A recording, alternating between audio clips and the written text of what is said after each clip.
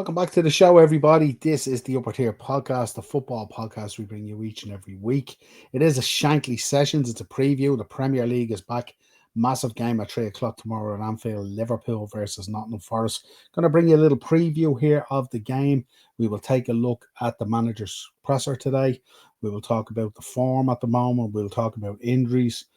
A lot of talk on that today, and we'll give a breakdown as well of the two teams and what we think, where the dangers are and stuff like that, and of course a prediction. So if you could, in the comments, give us what you think your starting 11s might be and what your predictions are and all that kind of good stuff. Should be very, very interesting game, and a huge game for Liverpool in terms of trying to kind of bounce back from that Man City performance, which was really, really poor and really, really disappointing. And Forest will make it very difficult tomorrow, especially under Sean Dyche. But if you could subscribe to the channel, hit the bell notification button and drop a like on the video. We'll talk about Andy Robinson as well in the comments after Scotland doing an absolutely brilliant job and qualifying for the World Cup, and how emotional the poor lad was and all after it and stuff and all. And we'll talk about a few other bits and pieces as well as we go through it. But let's take the manager's presser anyway. On time today, 9:01 in the house. Arne Slot arrives in. Slot on transfers and centre-backs in January. He says, I wasn't expecting to talk about signings. There are so many games to be played before that. And the position we are in, it's the last thing on my mind. It's not a topic for me at all at the moment. We have, at the moment of time, 3 centre-backs, maybe Ryan and Wata, who can play there. We have other positions there which are bit more of an issue. Generally doesn't get drawn into those conversations anyway. On the league, he says the best way to judge a league table in 38 games and the next best after 19 games. Let's see where we are then. Okay. Doesn't seem overly concerned and thinks he might be able to go on a run, and certainly does a run of fixtures now which could really favour us in terms of moving back up through the table. Slot on Robertson about Jota and managing grief. This was very emotional, I have to say, to see Andy Robertson the other night and just talk about how he could barely even leave his room and stuff like that, and then the pressure of captaining his side to the World Cup and stuff like that and all. Absolutely phenomenal from Robbo. And listen, Robbo's not the weakest mentality in there. You've seen Robbo over the years and all, dealing with guys like Messi and stuff like that.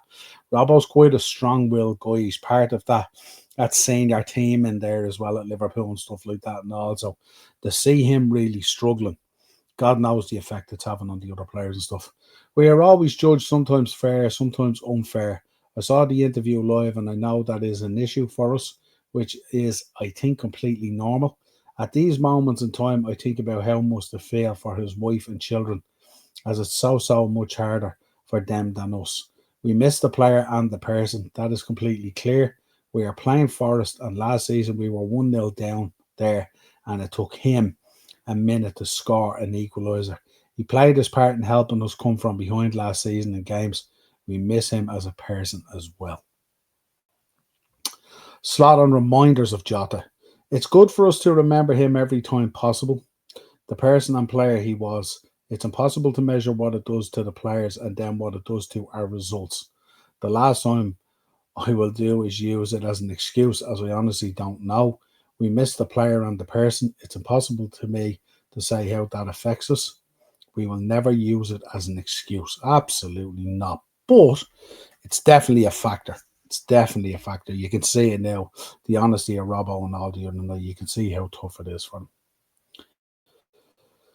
Slot on injuries. Robinson will be with us today. Alisson trained last week and this week, so he'll be able to play if things work out today. That's good to have Alisson back.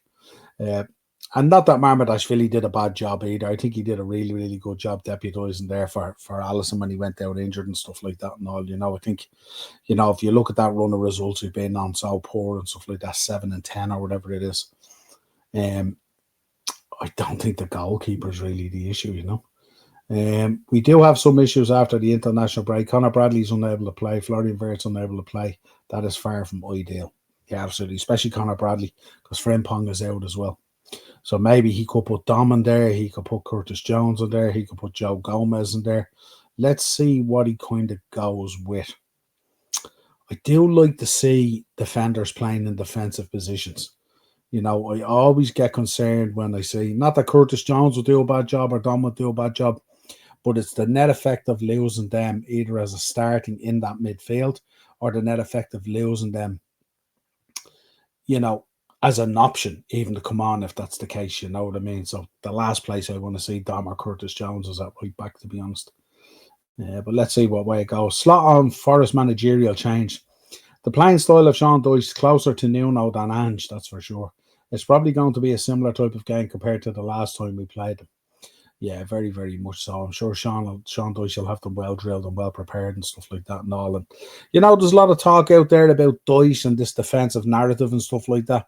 But actually looking at his stats, he's averaged more shots, and he's also got a higher expected goals of 1.6 per game than Nuno or Ange had.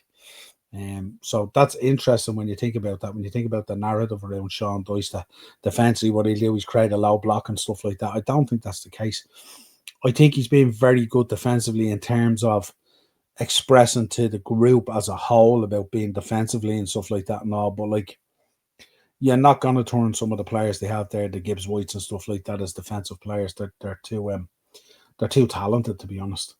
Slot on form at the moment. Variation of form isn't just about new signings. The biggest thing we are facing now is match fitness. We were hoping Alex could play more for Sweden, but he was a yellow away from suspension, so it's understandable they didn't play him in the second game. We have 5 natural defenders available for 7 games in 22 days. I don't see anyone coming back before that. That is something we knew, that it was hard when you bring in players. We have 5 natural defenders available for 7 games. Yeah, in 22 days. Yeah, no, this is a big stretch of games this next 3 weeks and stuff like that will certainly be, for us anyway, I think definitely season defining and stuff like that. If not, we're already there.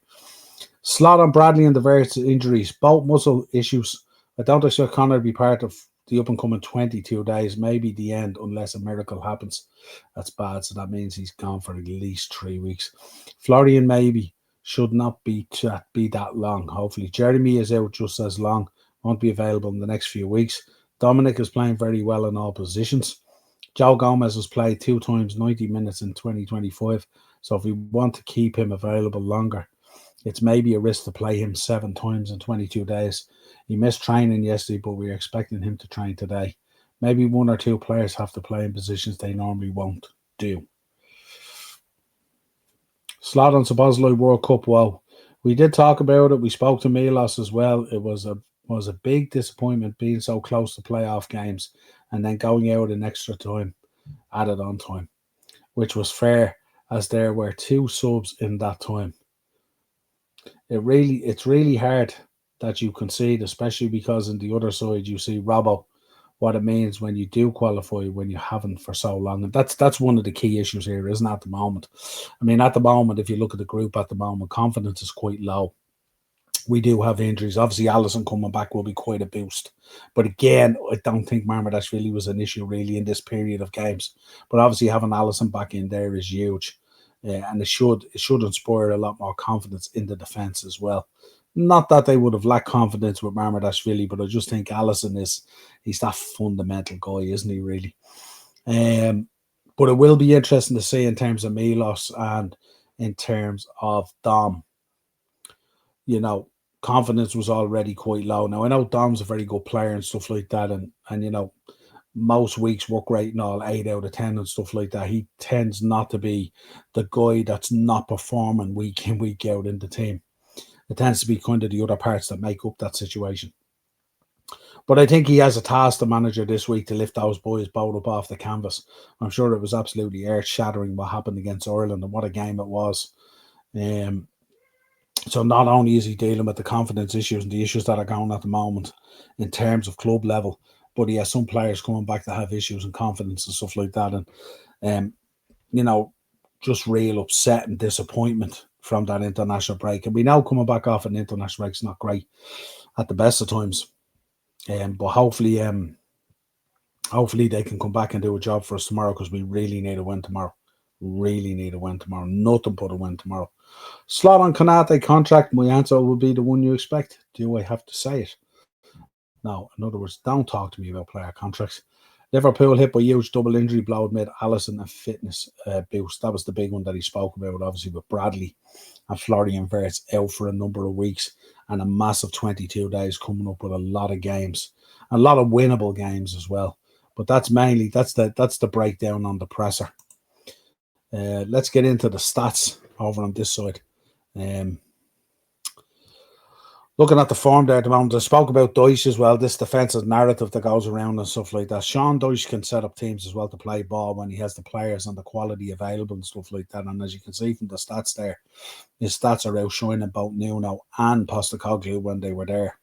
Now, having said that, you're judging it against a time where they were on two really bad runs. Nuno was on an exceptionally bad run, and Postecoglou was just the weirdest appointment ever. Couldn't be any further from what Nuno was doing. Sean Dyche is similar to what Nuno kind of does, but Postecoglou was just miles off, you know.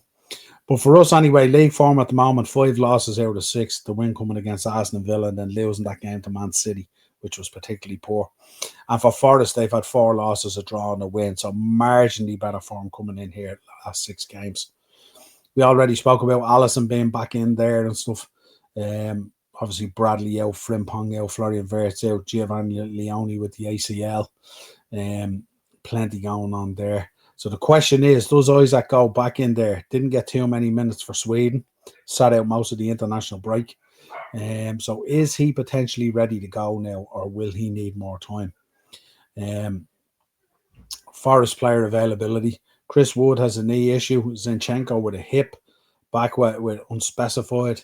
Ayana with a toe, Douglas Luiz with a toe, Angus Gunn with a knee are missing alongside ex-Reds striker.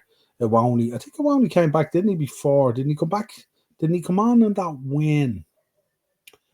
Didn't he come on in the win against Leeds? He came back, he came on late on or something, didn't he? I think. But he's picked up an unspecified problem, so maybe he's out again. So these are the players that you're getting in there. Then as a result, Igor Jesus is coming in, Arnaud Kilimanendo is back in with battle to lead the line again, but in more pleasing news, Callum Hudson-Odoi could be back. Very, very dangerous and a key player for Nottingham Forest. When you look at their setup, a lot comes down his side, Callum Hudson-Odoi. And it just so happened he's operating on that side where we have tremendous problems at the back. Gibbs White obviously going back in there, finding form again and playing really, really well. That win against Leeds was a big win for them as well, because down there it was like, you know, points down there when you're dealing in that bottom 5 or bottom 6 in the league are just like gold dust. And to go out and do a job like that on Leeds again had a couple of chances towards the end and stuff like that, but they're just, the lack of quality up front as well is just horrific. And like, it's, you know, Paul was telling me, I spoke about it last night in the Thursday show, how they're caught with PSR and FFP and they're paying the price of that and didn't have the money to spend. And Darren obviously mentioned as well with Red Bull coming in quite late in the day as well. But let's see how that goes. So expected lineups for Liverpool, Alisson back in. They're talking here about Jones going in at right back. That should be interesting. Kanate, Van Dijk, Robertson. Probably, yeah, but Robertson only coming back, I think, did he say today or something like that? We'll see, has he recovered fully, because that must have been an absolutely emotional roller coaster, that game against Denmark. They were absolutely phenomenal. McAllister in there as well, Gravenberch, Salah, Dominic Szoboszlai, Gakpo and Isaac up front.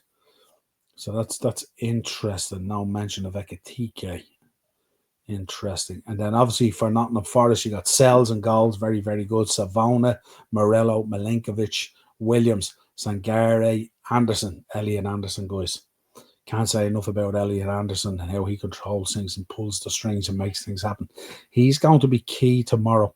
If we can keep him quiet, that could be huge. And Doy in there, Gibbs, White, Hutchinson, Omari Hutchinson as well, who's proven to be very, very good, especially under Sean Dyche at the moment, has played really, really well. And Jesus up front. So that's the lineup potentially for Nottingham Forest. Very, very strong lineup. You can see at the back there, Murillo and Milinkovic, incredible. Sells, super goalkeeper. And then that midfield in there, Sangare, Anderson, and Doy look very, very strong. And then Gibbs White, Omari Hutchinson, and they fight really, really hard for each other as well. This is going to be a hard-fought win we are coming back to a nice run of games where in theory, doesn't always work out this way, but in theory, we should be able to put together a number of W's on the board and get ourselves back in and around the conversation, let's say, because we've been so poor. But let's see what happens. And then obviously we got a big Champions League game coming up against PSV on Wednesday. Dino's going over for that, so I might see Dino shoot some footage or something like that, or get him the video call in and we'll do a quick preview prior to the game and stuff like that, or let us know what he thinks of the lineup and stuff. Get a bit of footage off him over there. I haven't been to Anfield in ages. Hate saying that as well. I used to love going over. What are we saying prediction wise here? What way is this going to go? I think Liverpool will run out. I think 3-1 winners. But I don't think the scoreline will necessarily define how the game goes. I think it'll be a much tougher game than the 3-1 scoreline. But I'd love a win. I'd love a clean sheet. But it's going to be interesting to see how some of these players come back. Literally all of them, bar Isaac, were nearly involved in international duty, with the exception of Alisson, who's just come back. So there's a bit of mileage there on a lot of players there as well. So let's see how they get on. The key for me is going to be that Dom, McAllister and Gravenberch midfield, especially going in there against Elliot Anderson. Also, you look at the boy Omari Hutchinson. If Hudson-Odoi comes into this team, that's going to be very interesting. If Odoi is in there as well, especially going down that flank where we're exposed at the moment, where we have a lot of injuries. He's very good creatively and stuff like that as well, and his delivery is outstanding. So the boys could feed on that, the likes of Gibbs, White and Hutchinson also. Going to have to watch out for that. A lot of good battles around the pitch there that are going to be very, very interesting. But we are at home. It is Anfield, and we do have to go out and perform. Hopefully we'll have a good crowd there tomorrow as well, full house and in full voice and stuff like that as well. But yeah, I was just a little bit nervous when you come back off an international break, when they've come out of the rhythm of playing club football and stuff. And maybe that's what we needed, was to come out of the rhythm of that, because where we were very good against Real Madrid and very, very good against Aston Villa, the drop off against City was absolutely shocking. Now, some might say the decision on the goal that was disallowed might have changed the game. I'm not too sure. I thought City were very, very good. I wouldn't dwell on that too much or give it too much credence. I thought we were really poor on the day, but goals do change games. And if you go in at half-time 1-1, it's very different than if you're going in 2-0 down or whatever, So let's see what happens. But yeah, I think 3-1, big game tomorrow, 3 o'clock. Certainly it will define things and stuff like that. But like I said, in the comments, let us know what lineup does he go. I think Darren last night mentioned on Thursday Tier Talk, he thought he might put Jones in there, that he's played there a few times. He has, and he's looked good, but I don't know. I like Jones at times as an option to come into that midfield, especially with McAllister. McAllister this season has been struggling to really get that 90 minutes, You see after about 60 minutes, 65 minutes, there's a drop off from him and stuff like that as he's trying to find that fitness or whatever it is, and that's when you really need that Jones an option. But maybe at that stage, at 65 minutes, you can shift Jones at the midfield if you want to change McAllister. Maybe that's when you bring on a Joe Gomez or something like that to go into that right back position if you're reasonably in control of the game. But let's see what happens. Until next time, folks, subscribe to the channel, hit the bell notification button and drop a like on the video. This has been your Liverpool Nottingham Forest preview for match week 12. Time to fix up. Nothing but a win will suffice. And we will talk to you again real soon. Cheers.